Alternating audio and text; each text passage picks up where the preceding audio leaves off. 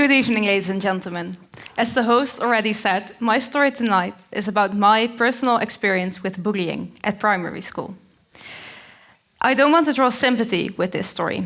I simply want the story to be a warning to people who work with children and people who are being bullied, and I hope to inspire people who are being bullied right now. But before I tell you my story, let me paint you a quick picture of my primary school.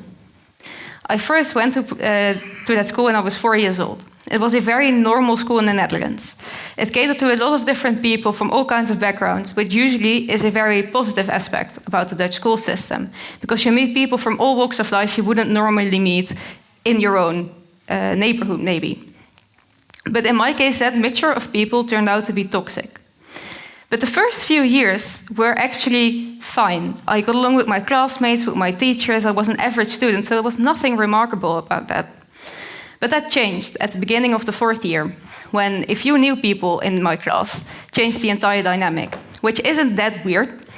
But in this case, it was the toxic ingredient needed to ignite the group, because those kids essentially were very charismatic. And if they didn't like someone, you could easily convince a large group of people that person indeed wasn't that likable. Even though those people who were now convinced that that person wasn't that likable was playing with them maybe last year, last month, or last week. So that's when the bullying started. But how it started was a bit of a different story. Because with bullying, we think about the big things like acts of violence, threats of violence, total social exclusion, but it actually starts much more subtle. Because it starts with childlike comments you may have made yourself when you were little. Like, you don't have friends, you're fat, things like that. And because it's so subtle, the person who is being bullied and the teachers don't really catch on to it in the first place. And this allows for the bullying to simmer. So those mean comments become, over time, of course, threats of violence, maybe acts of violence, and in my case, actually a death threat. And that's the case I want to highlight tonight, because it encompasses everything in one example. I was sitting in class one day, and a classmate of mine, just walks up to me and says, "Well, my brothers are waiting for you after school at the gate, and we will see how that ends." And the reason why, be it later on, I perceived it as a death threat was because those brothers had been to jail already for a very violent offense, so I had every reason to be scared of them.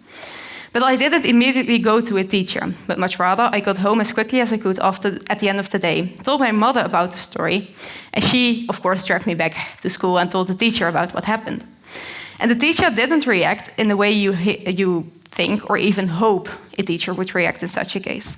But the teacher said, well, because I didn't come to her after it happened, she couldn't do anything about it now.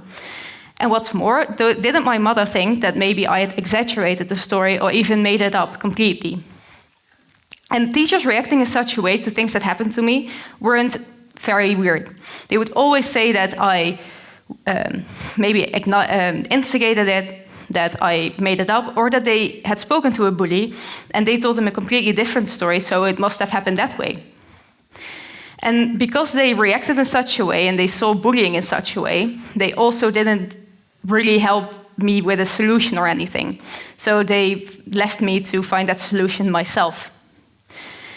But a child isn't capable of finding a solution for an issue as complex as bullying, because they don't have the right tools for that yet, and they won't have those maybe until 10 years later. But the thing I knew what to do was to just completely change myself. So every time a bully would make a comment about me, an aspect of my personality, I would change that aspect. And I hoped that this would finally make me likable, that the bullies would have bullied everything unlikable out of me. But that didn't happen, because they would always find things that were unlikable about me. And they would bully me with those. And they became more and more things I couldn't change overnight. And the next thing I did, my last result, was just to completely be invisible. I just did my thing at school, went home at the end of the day, and didn't speak more than I had to. And I hoped that the bullies would forget that I was there, that they would forget to bully me. But somehow they would never forget that I was in their class, so they would always find something about me. But even though that changing didn't help anything, it still changed me fundamentally, because I went from a very happy kid to a very grey mouse, someone who was quiet and didn't really talk to anyone. But like all things, primary school comes to an end. And when I was 12, I went to secondary school, which for everyone is a very nerve-wracking moment, I think. A new environment, new building, new people, and it's just very scary, right? But the added layer of anxiety for me was that I was afraid that the experiences in secondary school would be exactly the same as those in primary school. But I soon turned out to be lucky, because the class I was placed into was very kind to me without really knowing me. The people in there were kind to each other, kind to teachers, so the whole atmosphere was very positive, which was new to me at 12 years old. And I had hoped that this experience would finally be the thing that would help me get over the experience in primary school. But unfortunately, it didn't.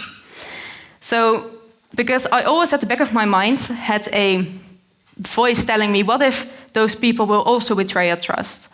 Will turn on you, will use things that you tell them against you, or will just hang out with you because the teacher said that they should.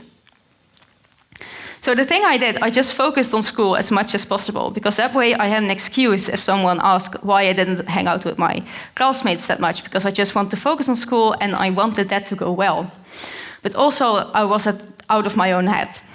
But that isn't a sustainable solution, because you need more and more work to keep you busy. So at 15 years old, I had a burnout.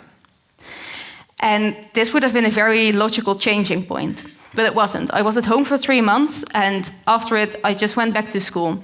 The only thing that did kind of change was that I could relate more to my classmates, maybe. But the real wake-up call came when I was in the 5th year of high school. I don't know what caused it, but I just know that for weeks I had this urge that I needed to change something about my life, that I couldn't go on living like this. And I know that I acted on it. So I went to a psychologist. She listened to my story. She really listened to my story and my entire background, and said, well, what you went through wasn't normal. It wasn't a normal experience of bullying, and a teacher reacting that way, not normal at all. And she was the first person outside of my family to say that to me. Because up until that point, and I still do, I thought that my experience was normal and that there must be something unlikable about me. But she thought otherwise, and she said that I should do EMDR therapy, which is a long process, but in the end, I started noticing those positive changes I had. I was happier again, I was more self-confident, and it was just, and people weren't evil anymore until proven otherwise, but rather they were trustworthy until proven otherwise. So, but the most important thing that happened to me was that bullies were no longer ruling my life, that they weren't at the back of my head laughing at me if I made a mistake, or that they would critique every choice that I had made in my entire life. So I could live my life for me and for myself. And I could also build my own identity again. Those pieces I had lost along the way, I had deemed unlikable, I could add them back to my personality and be me again, which is a very powerful thing to do. So, this is my story, but there are many more stories like mine. But often people don't dare to speak about them because there is such a stigma around bullying, and there is such a...